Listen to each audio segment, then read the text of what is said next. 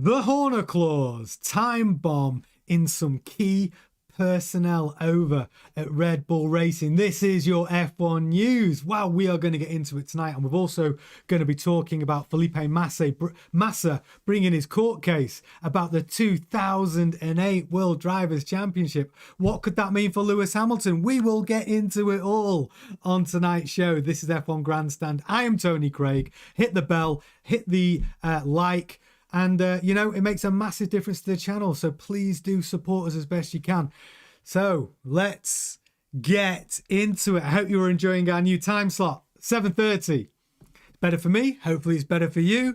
But let's get into our first F1 news story of the night. You cannot keep this man out of the news, can you? You just can't.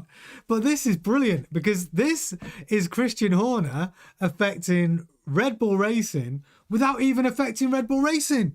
So there's something that called, we're going to call it the Christian Horner clause in the contracts of key personnel over at Red Bull Racing. Now, this story is coming in from Ben Evans over at F1 Oversteer. So, as we know, Christian Horner is going to be free to work in Formula One again from the early part of next year to the middle of next year. We don't know exactly. And obviously, Red Bull have had this resurgence in performance because of that new floor upgrade, which is also down to this man. It was a Horner upgrade, which Laurent Mekies has been getting credited for. But this is the thing that is really worrying Red Bull Racing. Okay, so in some of the staff's key personnel's contracts, there is something we're going to call the Christian Horner clause. Okay, so it's a clause in a number of contracts. We're going to call it the Christian Horner clause, but it's not actually called that, but it's a good way of describing it. And the Christian Horner clause means if Christian Horner leaves, I can leave too. So we can start looking and seeing how many engineers are going to start leaving Red Bull in the coming months because Christian's now officially left. Yeah, can you believe it? So because he had a lot of loyal members within his team, well, they're able to execute that clause. But why is it such a time bomb for Red Bull Racing? Well, it's a time bomb because... Hey Eric, hey Gemma, nice to see you all in the chat. Gemma says like the Santa Claus, but way better. Yeah, well, it's way more exciting because if you're a key member or an engineer who was operating in that team under Horner, well, Horner was quite happy for you to have the Horner clause in your contract because he knows if he was ever to leave Red Bull and he wanted to take his key personnel with him, well, that benefits him, right? And he was the one giving out the contracts. So you've got key engineers and people that might be loyal to Horner that are now able to execute their Horner clause. And what does that actually mean? Well, it means that wherever Horner goes next, if he wants to take any of those people and they want to go with him, well, they're able to leave by executing that clause in their contract. I mean, it's insane, really, that Red Bull Racing allowed this to happen because that's Horner saying, hey, if you fuck me, I'm going to take these people with me if I want to and they want to come, should they choose to. Now, I think part of that clause means that they can go where Horner goes, to a Horner team. They can't execute that clause, I don't think, to a new team, which is interesting because Cadillac have been trying to take Red Bull personnel whilst Red Bull is all under... all this disarray with Horner leaving, McKee's coming in, the team wasn't doing very well. Well, Cadillac thought, well, there's an opportunity. Why don't we offer them double their salary to come and work for us? Because we've got no team and we need to build a team. But what it really means is now Horner is free to take a new role at the end of his gardening leave in a new team. And I have identified which those teams could be. Let me just remind you of the Horner options that we talked about the other night. Alpine, there's an option there with his relationship with Flavio Briatore. Conversations that have taken place. Because of the new money behind Horner, it's opened up a few more doors. We've got the Haas option. We never thought Gene Haas would want to share his team, but Haas of running out the parts bin from Ferrari. So Haas do need a cash injection, and they actually do need a hands-on team leader that isn't Gene Haas out over in the States.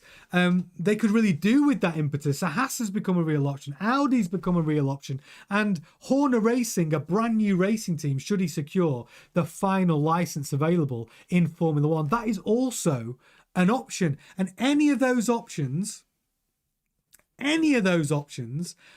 Horner, because of the Horner clause, with his key members of staff and engineers at Racing Bulls, means he can cherry pick those people should they want to go with him to his new venture. And it is a time bomb waiting to go off at Racing Bulls. It's crazy that they've allowed this to happen. Eric says, Haas actually sounds a lot more feasible than I expected. Well, it is.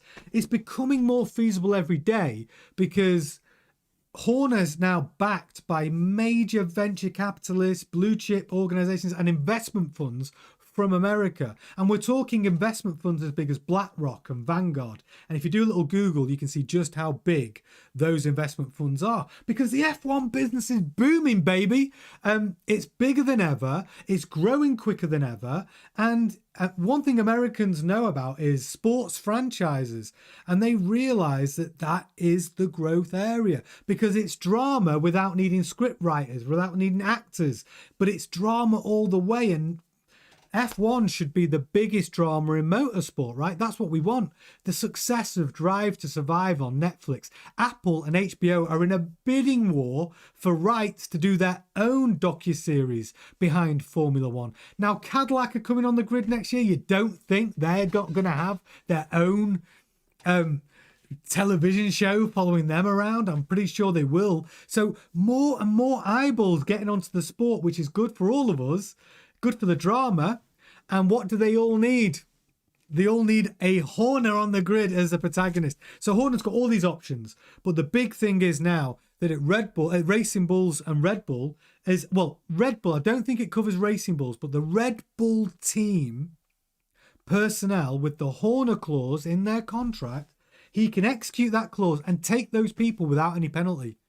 That seems crazy, and it's come out today. And I have to say, Ben Evans over at F1 Oversteer for breaking this story. It's not, we're the first to really push this through, because you can see that, if those engineers had somewhere to go already, they'd already be able to leave work and go with him somewhere else. But, Red Bull, quite rightly, and Laurent McKees are worried about it. So what can Red Bull do to mitigate this risk? Well, they can try to get their team to sign new contracts. But why would they sign new contracts? Well, it'd have to be a longer duration. It'd have to be bigger money. There's lots of options for them to try and get these key personnel to stay with them, but it is a worry. I'm telling you right now, genuinely, it's a worry. Oh, Eric, can you hear me now? It says I'm live. Can you get in the chat? Tell me you can hear me. Checking my stream health. Stream is healthy. Let me know in the chat if you are struggling to hear me. Sounds good here. Gemma says it's okay. So yeah, Eric, you can hear me as well. Good. Phew. You know me and my audio issues. We don't need any more of those. We definitely don't need any more of those. So it's all becoming super exciting. So, and when we talk about the Horner Racing possibility of getting that final license available on the F1 grid, and he needs to build a team from scratch, well, hey-ho, that's a hell of an advantage that he's able to go and take some of his key people from Red Bull straight over to a new team, speeding up the development of that team. Because somebody got in the chat actually and mentioned, I can't see Horner be able to build a team in 6 months. And it was a good point. Maybe Horner can't build, maybe if he secures a license between, next year, well, then he might need to start his team in 2027, right? That might be sensible. But if he can bring those key personnel over because of the Horner clause in their contracts, well, all of a sudden he's building a team quicker than anybody else. And it's a real option. So it's a big story, this, and I'm surprised that we're the first to really pick up on it and run with it. But the Horner clause is a massive time bomb just sat there at Red Bull. Now, I wonder whether the Horner clause is keeping the Dark Lord himself, Helmut Marko, pooing his pants. Is he worried? Is he worried? Because we all know it was Helmut Marko that really was behind the demise of Horner over at Red Bull Racing. And I do wonder whether he's now trying to scratch around, trying to offer new contracts out to those key personnel. He's going to have to give them more money. He's going to have to give them an incentive for them to sign a new contract. Because a lot of these people sign contracts for 3, 4, 5 years in engineering. So yeah, so Eric says the Horner clause is your only option if you're on the naughty list with Santa. Exactly. But Horner's got, it's a hell of a card he's got to play, right? If he wants to take people over to a new team. But I do wonder whether part of Horner's settlement figure of $100 million, whether he has had to mitigate that clause with his team. Or whether he even can, because it's not him that signed that deal, is it? That clause is specific to the employee, to Red Bull Racing. So I don't even think they can enforce that onto Horner to say you can't do that.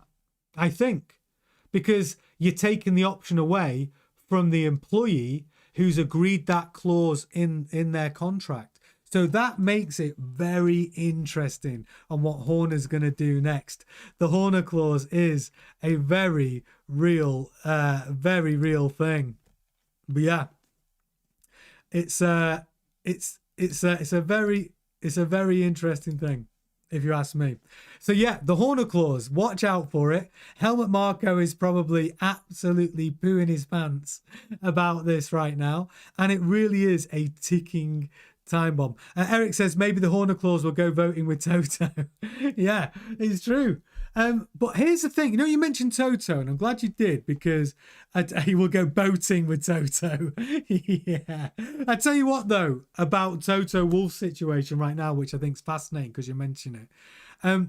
Because Max Verstappen is now having this upturn in fortune at Red Bull because they've improved the floor, improved the car. The car's better through the slow corners, better through the medium corners. The balance is there, and he's winning races, and he's putting in pole position laps, 2 races on the bounce. If he does it again in Singapore, I actually think I think Toto Wolff is stuffed, and I think it affects, and I think that's why George Russell still not signed his contract, because why would Max entertain Mercedes when he's in a winning Red Bull car?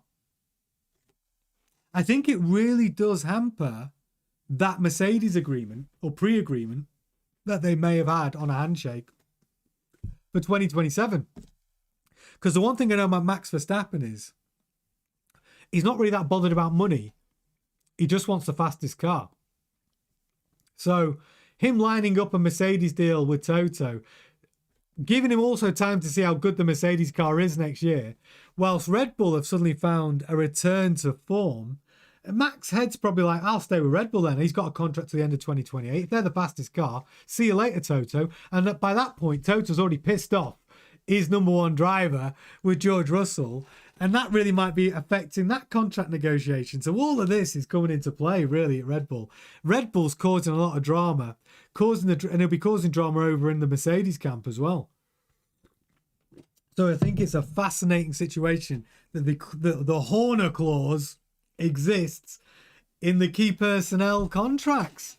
I mean, it was actually, to be fair to Christian Horner, it was a shrewd move. While he was in charge at Red Bull and he was in charge of the engineer contracts, well, to have a clause in his top engineers' contracts which benefits Horner and allows his top engineers to leave if Horner leaves without any penalty, and he can take those people with him, well, I mean, it's a shrewd move from Horner, right? A very shrewd move, because he knew that Red Bull, he didn't have shares in that team, and he knew that ultimately they could get him out should they want to. Obviously, they have to pay him and they have to reach an agreement on his contract. But yeah, what a shrewd move from Horner, having that clause, the Horner clause, put into his key staff members' contracts. It is a ticking time bomb. And yeah, it's a big story. And watch this space, because whatever Horner does next, we could see that clause getting executed by a variety of his former team. So get in the chat. If you're watching this on replay, get in the chat. Tell me what you think about the Horner clause. Do you think we're going to see key members of the Red Bull Racing family moving with Horner? I think it's a possibility, because what I can tell you is he didn't piss everybody off. He did have some loyal members, loyal supporters there. So watch this space. Yeah, but what do you think, guys, in the chat? Tell me what you think. There's more drama. Every time Horner's name's mentioned, there's just more and more drama piled on, right? He's just box office, Horner. But I want to get on to the second story, because it really does affect Lewis Hamilton. So, as we know, let's get a rewind. I don't know, singing it, to 2008. Now, it was a crazy season. Let me take you through this story coming out from Planet F1. So, former Ferrari driver Felipe Massa has vowed to pursue his $82 million legal claim over his F1 2008 title defeat to Lewis Hamilton. And he's going to go to the very, very end in order to achieve a just and fair outcome. Now, it comes ahead of the start of a long-awaited hearing at the High Court in London next month. So Massa, let me just remind you what happened. Massa was famously denied the World Championship at the final race of the 2008 season in Brazil, where he missed out on the title by 1 point to Hamilton when he was driving for McLaren. Now, the title decider in Massa's hometown of Sao Paulo came just weeks after the Singapore Grand Prix, the scenes of the infamous Crashgate scandal, where Renault instructed driver Nelson Piquet Jr. to deliberately crash in order to help teammate Fernando Alonso to victory. So that team order from Flavio Briatore, right, which we all know, or the huge scandal around it, was instrumental in stripping Massa of his World Championship win, and he lost by 1 point to Lewis Hamilton. So with the lost points proving costly, it means that Massa's now got a very good claim against the FIA for allowing that to happen, and that he's saying there was a cover-up. And the former F1 chief, Bernie Ecclestone, revealed he was then the FIA, and Max Mosley, who was the FIA president, they were made aware of the true circumstances behind Alonso's Singapore victory during the 2008 season. But Mr. Ecclestone went on to admit that the sports authorities opted to take no action to protect F1 from a huge scandal. A shorter time later, Massa announced his intention to take legal proceedings against the FIA, F1's commercial arm, Formula One management, and Mr. Ecclestone, all of whom deny the claims. But it has got all the way to the High Court. Now, that's coming next month. Massa wants compensating to the tune of $82 million. Because he's saying it was fraud and it shouldn't happen at the pinnacle of motorsport. He's obviously got a case, or it wouldn't be getting heard at the High Court. Massa went on to say such conduct is unacceptable in any sphere of life, especially in sport followed by millions, including children. We will pursue this to the very end in order to achieve a just and fair outcome for myself, for motorsport in Brazil, and for the sport as a whole. But what does this mean? What does this mean for Lewis Hamilton? Well, wow, I'm telling you what it means. It means that Lewis Hamilton, 7-time World Championship winner, could he be stripped of one of those wins? Could one of those wins, if the outcome is favourable for Massa, mean that Massa gets awarded a World Drivers' Championship and Hamilton loses one, bringing his total down to 6, meaning Michael Schumacher will be the out-and-out have the most amount of world championships of any driver in history. So there's a lot that can be affected here. And it does affect Lewis Hamilton. But what do we think about it? If you can cast your mind back to 2008, we do know that that team order happened and it did affect the outcome of that race in Singapore. And it allowed, because it was Nelson Piquet Jr. crashed the car on purpose, brought a safety car out to favour Fernando Alonso, who went on to win that race. It's like the Formula One film, isn't it? It's like a movie script, but it actually happened all the way back in 2008, and it has taken, 17 years for this case to get heard at High Court. It's drama that you can't write. And I used to like Felipe Massa, who's a decent driver at Ferrari. And to lose the World Driver Championship by 1 point and to have an incident like that in your season, which you could argue cost him the driver's title, I can understand why he's bringing the case. Does he take a settlement though? Here's the real thing. If he gets offered $80 million, which is what he's asking for, I mean, listen, if they offer him $50 million, would he settle?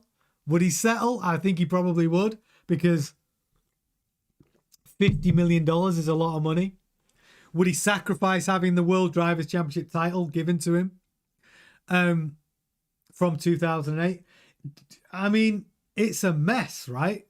But we have to talk about it. I'm going to see what James Allen says. He's normally good for something. James Allen said, I once had a spurious claim brought against my old company listed in the High Courts.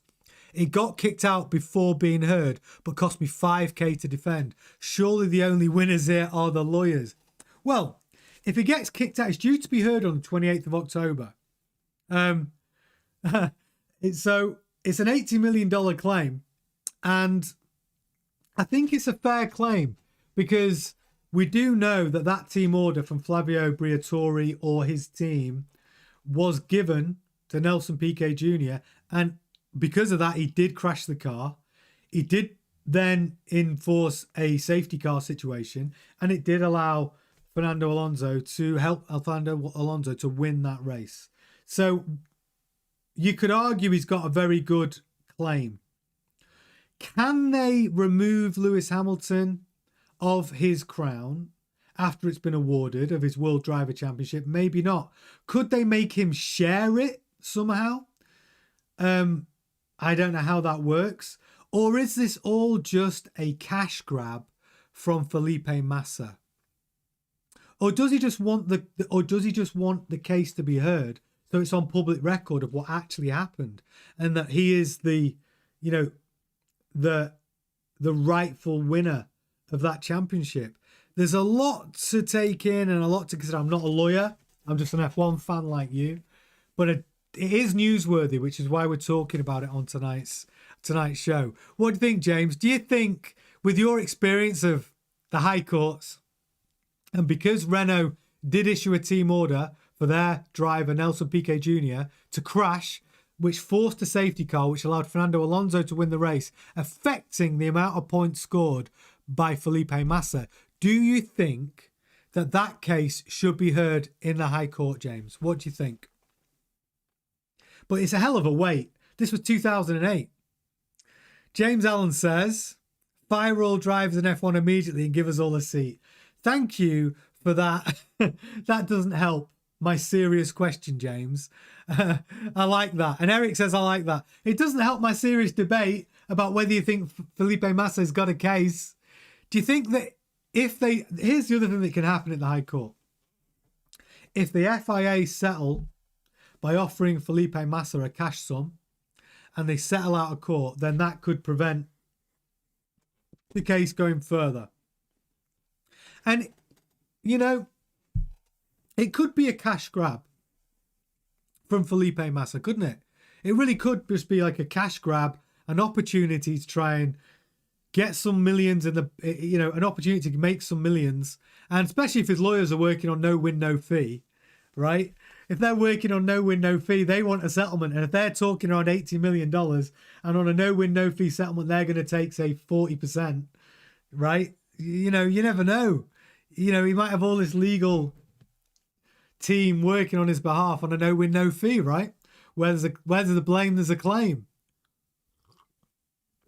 But yeah, it's a lot to take on, but those are your big news stories today. So Eric says we'll have to do some practice laps to accumulate license points. So yeah, if us lot get a slot on the grid, that's my goal, by the way, with this channel. I'd love F1 Grandstand to get that big all around the world as a fan channel that we can get that final F1 license. It's a snip at $500 million to get the license, and then we have to build a team. So probably, what, 1.5 billion probably gets us on the grid. I'm definitely taking a seat, though. You can all fight out for the second one. But yeah, that's the thing. It's a crazy situation. This could happen. This can't happen in F1 now, I don't think. But 2008 was a different time. We had Max Mosley as your FIA president. We had Bernie Ecclestone running things. It was a different time in Formula One, right? A different time. But yeah, that's obviously one of the major stories today. But we've also got a couple of other little bits of news to keep you titillated. Helmut Marko and Laurent Mekies are currently arguing and have a difference of opinion over at Red Bull about what should happen with Yuki Tsunoda. So right now, Helmut Marko has said that Isaac Hadjar definitely gets the Red Bull seat alongside Max Verstappen, where Laurent Mekies has publicly said, no, Helmut Marko, Yuki Tsunoda's had an uptick in form, and that's not the case. The only person who's got a guaranteed seat next season is, of course, mighty Max Verstappen. All of the seats are still up for grabs. So the 2 Racing Bull seats and the other Red Bull seat is still up for grabs. And what he's basically saying is that regardless what Helmut Marko is saying, Laurent Mekies is saying that Yuki Tsunoda, realistically, if he keeps his performances up, could retain his seat at Red Bull. And he could still, and we could end up with Isaac Hadjar staying at Racing Bulls and Liam Lawson staying at Racing Bulls. And because Alan Permane came out and said that Arvid Lindblad might not be right to promote him from F2 next season because of the major regulation changes, and we don't know how quick we're going to be. We don't know how quick everyone else is going to be. And it might be far more sensible to keep things as they are. Helmut Marko disagrees. He thinks Isaac Hadjar should absolutely be in a Red Bull next season. But those two are arguing about it. It's a first little bit of a disagreement over at Red Bull. But who wins in that argument? You got Laurent Mekies, his team principal, and then you've got the Dart Lord himself, Helmut Marko, who is really the sole director of Red Bull Racing. Who gets what they want in those circumstances? I have to think that the reason why Laurent Mekies has been given that team principal role without being given a directorship for Red Bull Racing, it's because behind the scenes, the Svengali figure, who I like to call the Dart Lord himself, pulling the strings behind Laurent Mekies, is Helmut Marko. So if Helmut Marko wants Isaac Hadjar in that second Red Bull seat, I think that's what happens. And I think Laurent Mekies can complain all he wants. I have a feeling that because Christian Horner had too much power in their eyes at Red Bull Racing, that this guy is really Svengalian, pulling the strings of his little puppet, Laurent Mekies, in the background. So I tend to go with what Helmut Marko is saying over what Laurent Mekies is saying. And I agree with you, Gemma. Sole director, soul taker. It's a bit harsh. It's a bit harsh. James Allen's is saying Mekies has been widely criticised by the fans. I tell you what it is. Mekies was getting a lot of credit by the fans because Max Verstappen puts the car on pole in Hungary, puts the car on pole in Hungary, puts the car on pole in Baku, wins both races. sorry, Monza, not Hungary. He put, they gave, basically what happened was they gave Max and Yuki a new floor at Monza. Max then puts the car on pole, wins in Monza, right? Wins the Italian Grand Prix. He does exactly the same thing in Baku. And then the McKees gets a load of praise from the fans. And we broke the story this week to say, no. The truth of it was that new floor upgrade, which has changed the entire fortunes of Red Bulls for Red Bull Racing for the last two Grand Prix, was a Christian Horner upgrade. He sanctioned the upgrade when he was team principal. This upgrade was coming regardless of Laurent McKees. So they were trying to give him all the credit. And now the truth has come out. We broke that truth just literally yesterday. You go and watch the video. And Laurent McKees now we're being realised that all this praise that's been given to McKees, and it's coming from this guy, by the way, Helmut Marko, because he's got a vested interest in proving that it's the right choice to get rid of Horner. It was the right thing to have an engineer leading Red Bull Racing. And it's all because of his PR, really, which is why this has happened. I don't even blame Laurent McKees for it. He seems quite a humble guy. But that was so Helmut Marko was on the PR offensive for Red Bull. So then now, yeah, there has been a little bit of pushback from the fans to Laurent McKees, but I don't think it was his fault. In general, Laurent McKees is a popular guy on the grid. I think the fans kind of like him. He has done wonders with Yuki Tsunoda. We've seen a big improvement in Yuki's performance. We have to give Laurent McKees some credit. He has steadied the ship. Credit where it's due.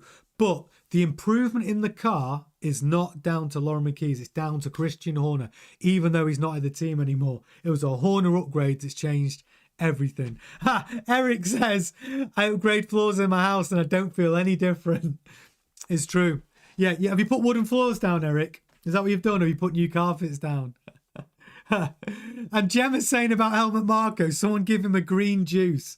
Listen, if you were 105 years old and you look as good as that, you'd be grateful. No, to be fair, I'm not gonna slag him off for how he looks. Helmut Marko he's the Dark Lord, not because of what he looks like, but because of his Svengali ways of getting what he wants and managing to oust Christian Horner. And he was definitely behind that, 100%. James Allen says, you've had 2 or 3 first breaks of news on this channel, mate. Is that Tubby George advantage? Tubby George, I'm not going to lie. Tubby George, our man on the ground down in the paddock, has given us brilliant information. He gave us the Cadillac drivers before anyone else. We told you they were going to be, and we were right. We told you it was going to be a double announcement. We were right. Tubby George told us about George's contract, which when he said no deal, he said he was right. He told us the reasons why George was saying no deal. It's because of contract length, because of press commitments, and also because he wanted to be on a parity with money with the McLaren driver. So Tubby George has been playing a blinder for us. And I will never tell you who he is. Never. Yeah. And Eric says, I hear he's playing the new Voldemort. Stop being personal about Helmut Marko. He's the Dark Lord because of his Svengaliness. That's why he's a Dark Lord. Because he managed to get Horner sacked by using politicking within Red Bull, and then he got what he wanted. Now he's got all the control over at Red Bull Racing. Eric saying is Tubby George Christian Horner. I will never tell. But what I will say is he is an influential figure. I'm not telling you Tubby George is. I'm never going to reveal my sources. It's relationships that I've had from old when I was lucky enough to go and spend some time in the BRDC. And that's all I'm saying. I'm not saying anything else because he might stop telling me everything that's going on. But that's the truth. Yeah. Is he the Stig? I never saw the Stig in the BRDC. He'd probably been there though. But right, I'm not saying anything else. So yeah, we've had some great information. And by the way, if you're watching and you'd like to help us with news and want to be a part of the channel, the email's in the description on the channel. Send us an email. Get in touch. We always protect our sources. Okay. So yeah, there's a lot going on in the news today. James Allen says, bastardo, Tony. I'm never going to tell. Never. I might get you a t-shirt that says I'm Tubby George and you can all get one. Like instead of I'm Spartacus. But yeah. It's been an interesting news day today. So what I want you to take away from anyone who's watching this on replay, get in the chat. Tell me what you think about the Horner clause that we've revealed in the show, that key engineers have got the option, if Horner leaves, that they can leave.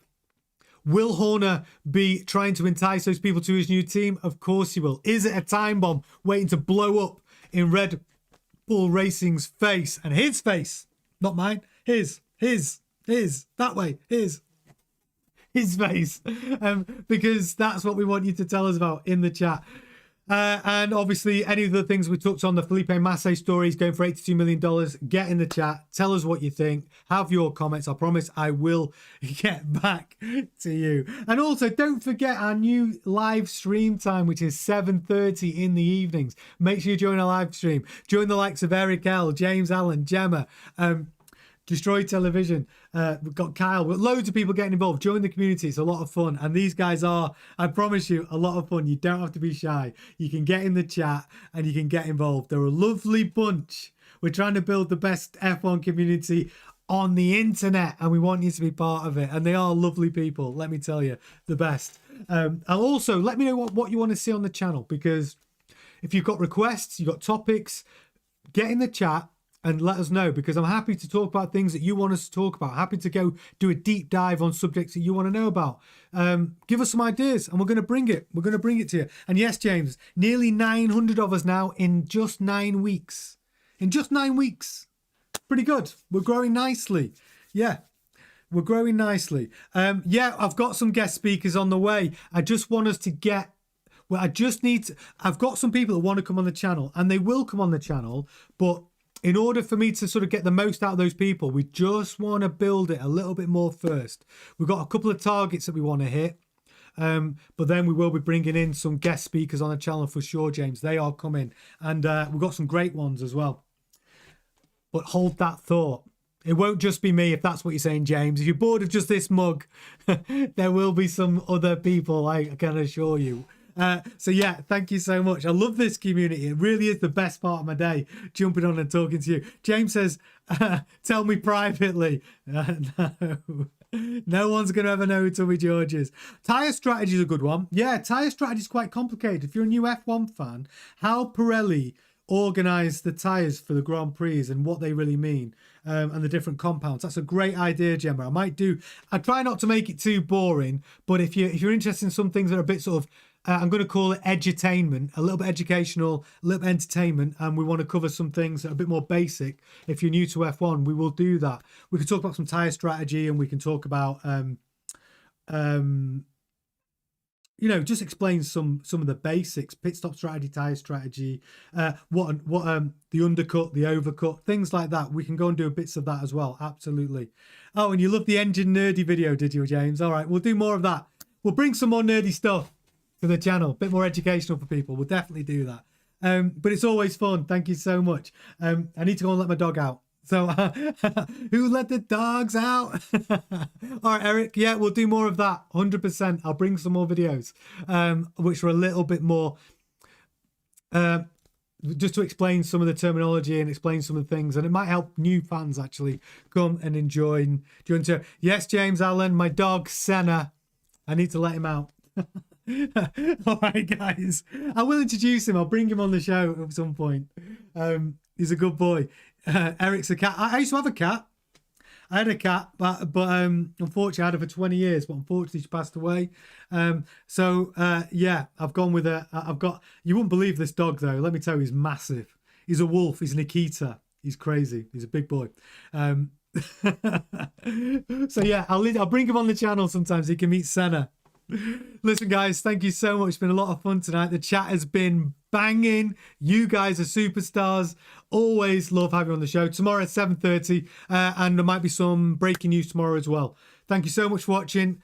Please smash a like on the video. Don't forget to do that. It makes a big difference to the channel. Make sure you hit the bell so you keep up to date whenever we post new content. But please, the support means the world. Thanks again. Thank you so, so much. I'm so grateful to each and every one of you. I will see you tomorrow, I promise. But for now, enjoy the rest of your evening. Oh, gosh. Ta-ta.